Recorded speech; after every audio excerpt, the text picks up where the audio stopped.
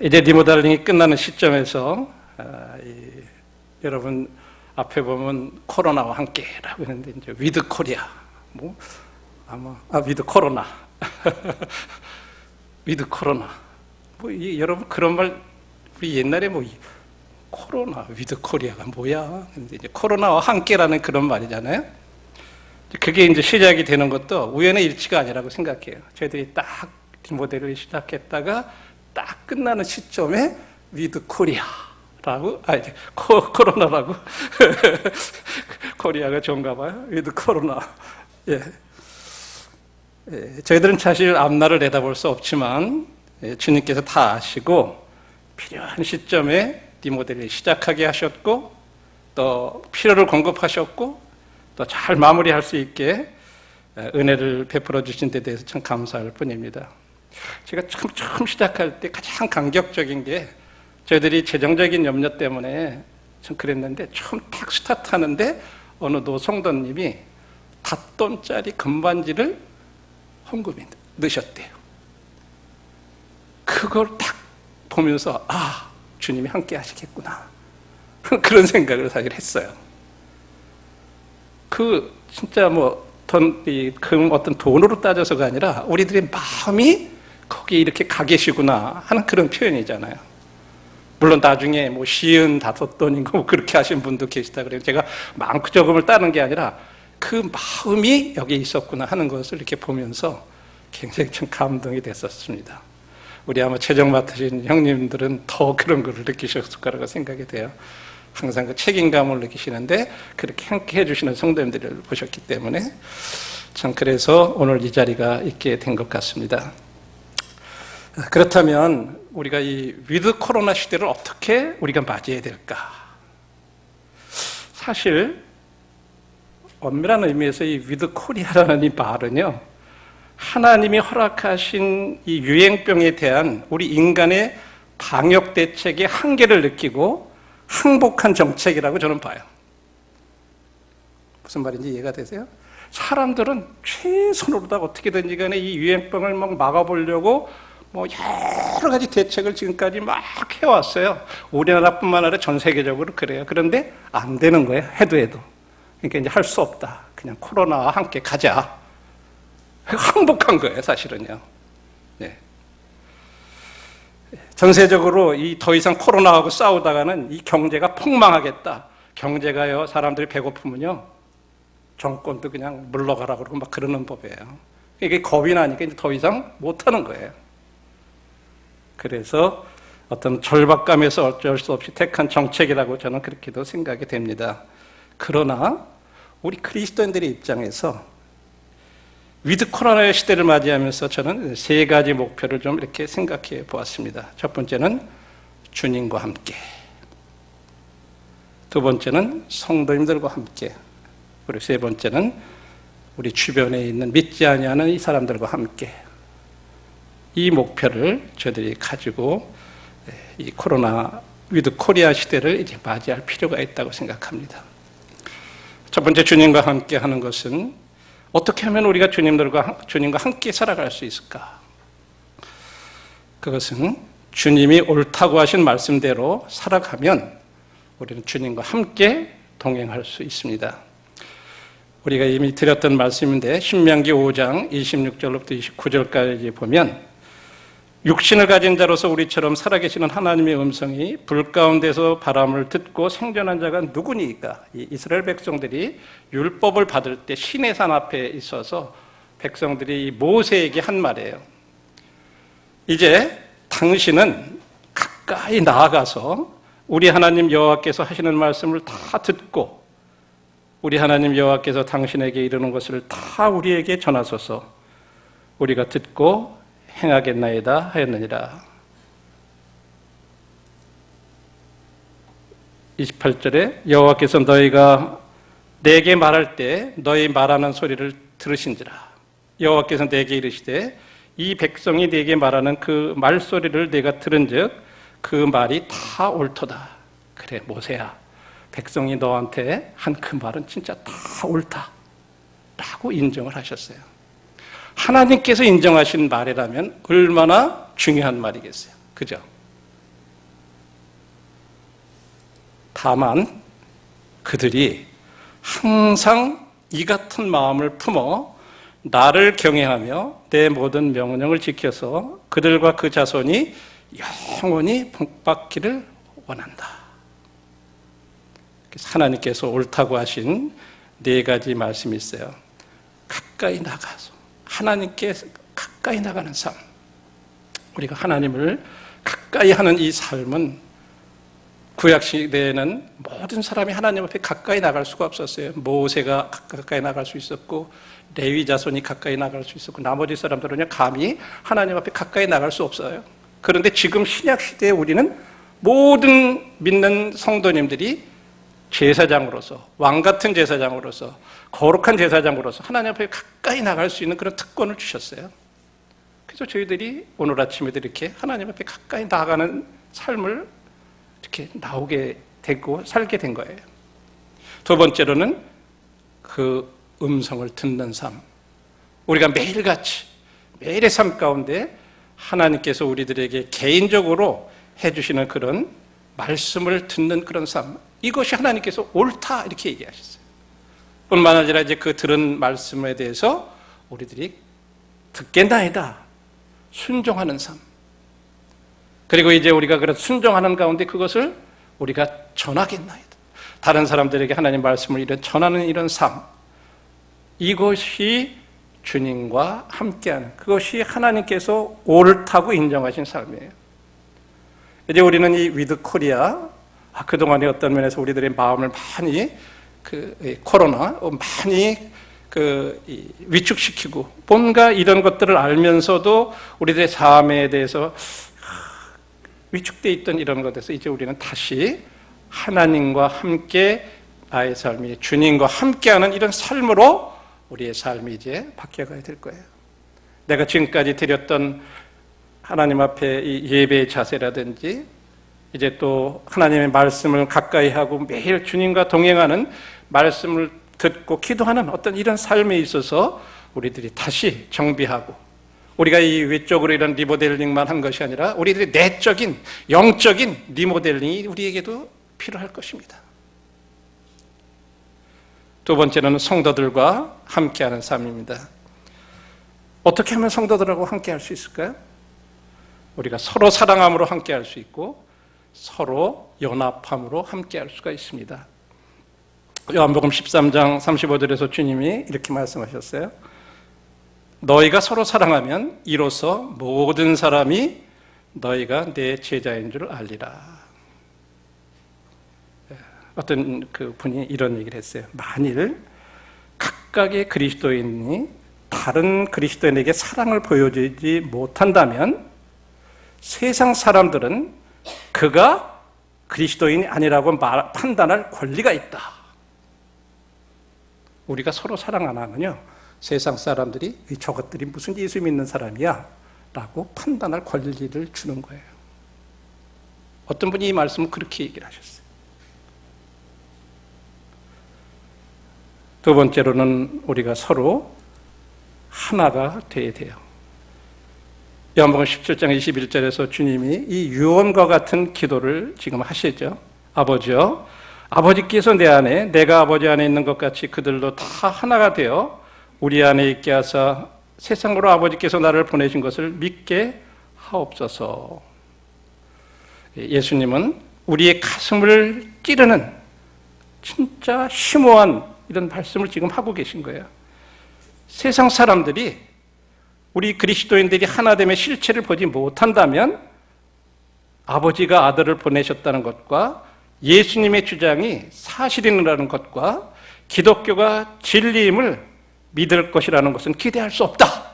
이렇게 지금 선포하신 거예요. 그만큼 이 하나됨이 중요하다고 생각하시고 그것을 위해서 기도하셨던 거예요. 그래서 훌륭한 기독교 변증법이 참 이렇게 많이 있어요. 학문적으로도 있고 막 그래요. 그러나 우리들이 그리스도인들의 사랑과 연합만이 기독교 신앙의 궁극적인 방어 수단이다. 이렇게 얘기해요. 학문적으로 막 이렇게 잘 변증하는 것보다도 서로 그런 거 몰라도 진짜 사랑하고 진짜 하나가 되면 그게 가장 훌륭한 변증법이라는 거예요.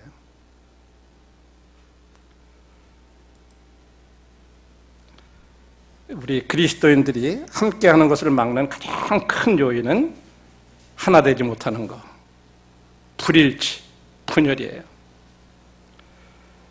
이런 팬데믹이라는 말을 이렇게 요즘 많이 들어보셨잖아요. 코로나가 시작되면서 뭐 팬데믹 시대다, 뭐 이래. 팬데믹이라고는 정의는 전 세계적으로 유행하는 이 대유행병을 가리켜서 말하는 건데, 바로 코로나19가 지금 전 세계적으로 유행하는 것을 가리켜서 팬데믹이라 이렇게 얘기를 해요. 그래서 우리는 지금 영적인 분열, 코로나와 같은 영적인 팬데믹, 분열의 팬데믹을 우리가 조심해야 될 겁니다. 우리 그리스도인들, 저도 오랫동안 이렇게 주님을 섬겨왔고 함께 주님을 섬겨오는 가운데서 많은 이 그리스도인들 사이에 갈등을 목격해 왔어요. 그래서 많은 분들이 한때 사랑하던 교회를 떠나기도 해요. 그리고 전에는 진짜 주님 중심의 어떤 그리스도 중심의 그런 말씀의 가르침, 예배 이런 거에 근거를 두고 교회를 선택하던 사람들이 이제는요, 어떤 정치적인 견해 또는 어떤 코로나 어떤 방역 규칙을 포함한 어떤 근본적이 아닌 어떤 그런 문제들의 근거를 두고 이 교회를 선택하기도 해요. 그래, 전 세계적인 현상 가운데 하나는 또 교회들이 종족 중심주의가 돼요. 그래서 어떤 교회를 미국이나 이런 데 가면 뭐 인도계, 무슨 계, 스페인계, 무슨 계, 뭐 이런 식으로 세계적으로도 교회가 어떤 종족 중심주의 어떤 그런 교회들, 또 서로 판단하고 용서하지 못하는 이런 마음의 팬데믹들을 지금 경험하고 있다고 그래요. 이런 것들은 다 우리 주님의 말씀하신 사랑과 연합의 아주 치명적인 것들이에요.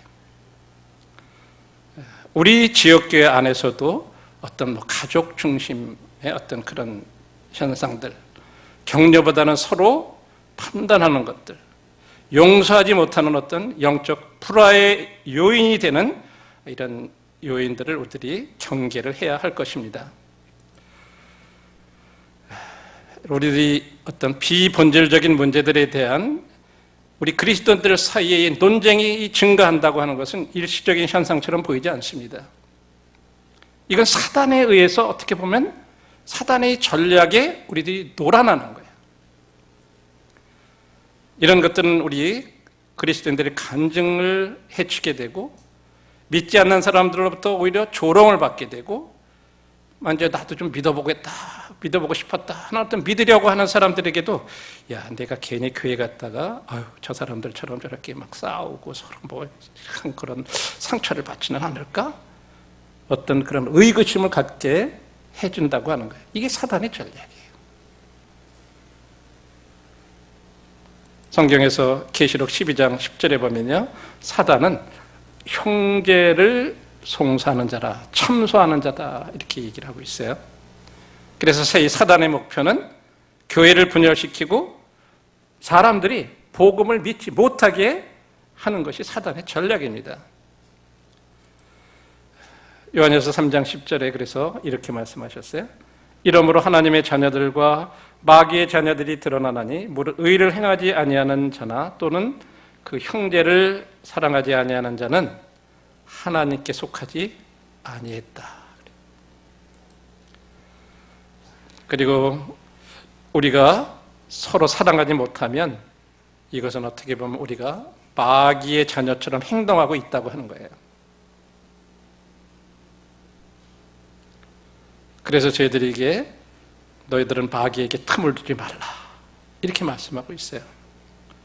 우리들이 이 마귀를 대적하기 위해서 우리는 마음을 다해서 하나님 사랑하고 이웃을 내 자신처럼 사랑해야 된다고 말씀하고 있습니다.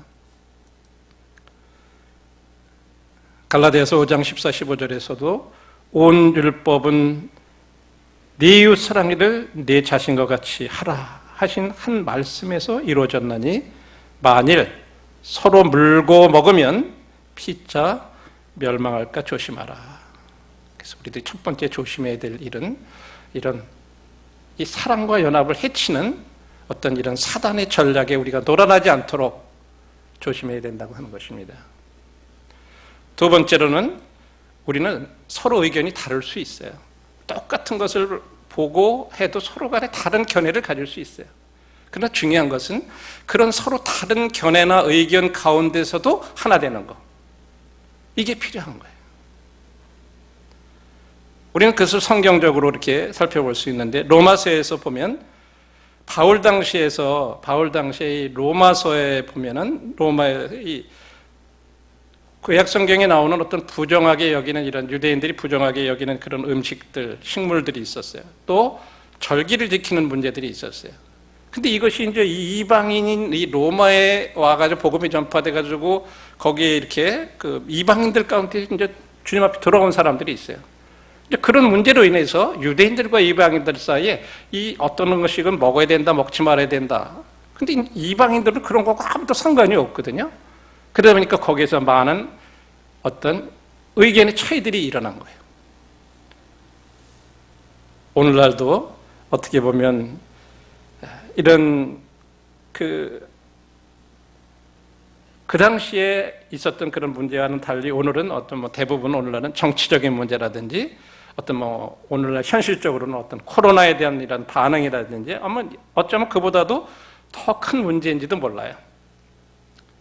그러나 성경의 이 로마서 14장을 통해서 바울은 아주 새로운 이 패러다임의 전환적인 계시를 이렇게 얘기를 하고 있는데 이 패러다임이라는 말은 어떤 인식 체계라고 하고도 이렇게 표현을 하는데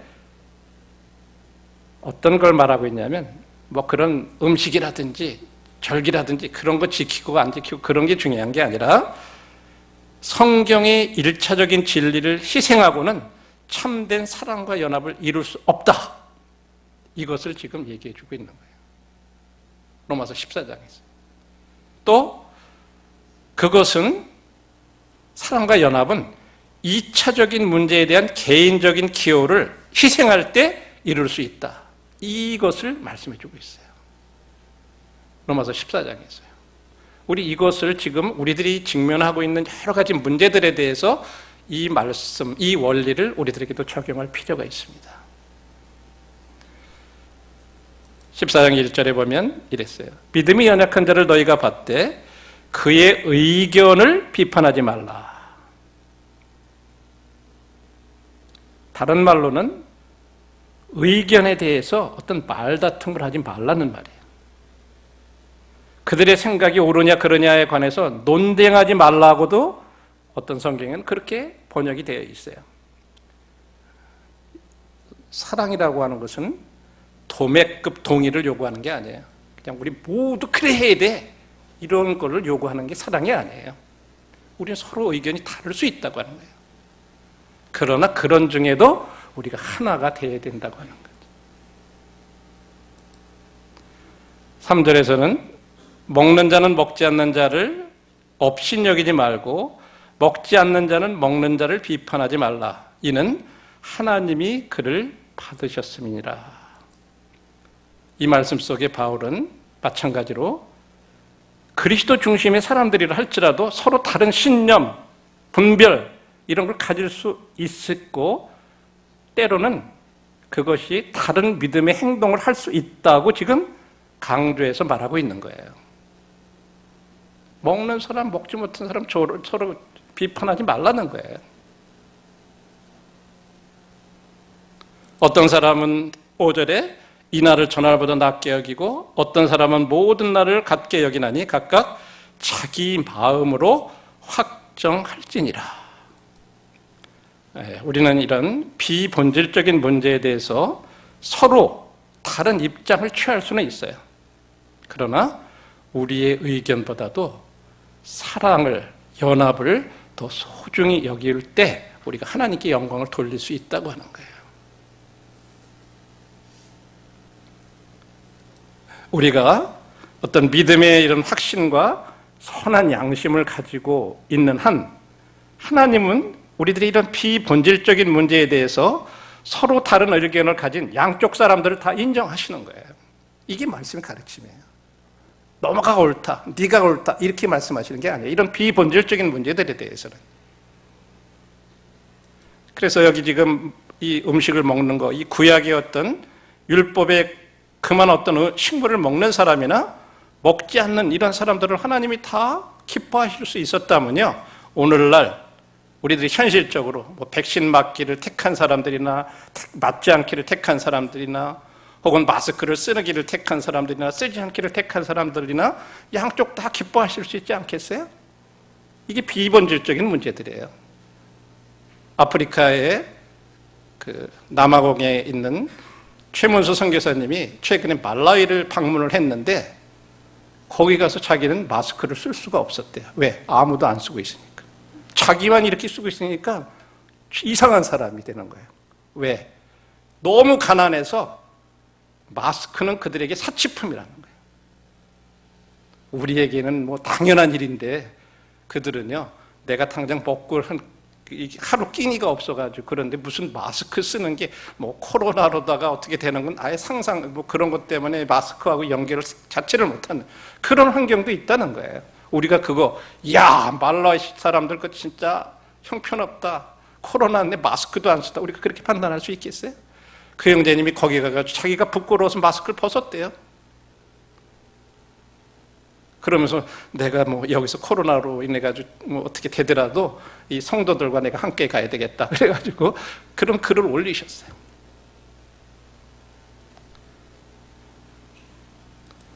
남의 하인을 비판하는 너는 누구냐? 그가 있는 것이나 서 있는 것이나 넘어지는 것이 자기 주인에게 있음에 그가 세움을 받으리니 이는 그를 세우시는 권능이 주께 있습니다.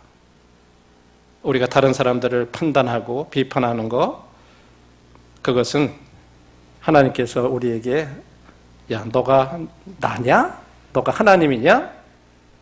마치 우리가 전능자처럼 심판 자리에 앉지 않도록 하나님께서 우리를 경고하십니다. 왜 우리는 형제나 자매의 결정이나 마음의 동기가 잘못되었다는 것은 알 수 있다고 우리 스스로 그렇게 상상해요? 저 형제나 저 자매나 누가 그거 생각이 잘못됐어 라고 그렇게 그들의 마음이나 동기, 그거가 잘못됐다고 하는 거 우리가 어떻게 알고 그렇게 판단을 할 수 있겠어요? 우리는 참 조심하지 않으면 안 돼요. 그래서 우리가 진짜 중요한 것은 화평케 하는데 우리들이 진짜 힘써야 된다고 하는 거예요.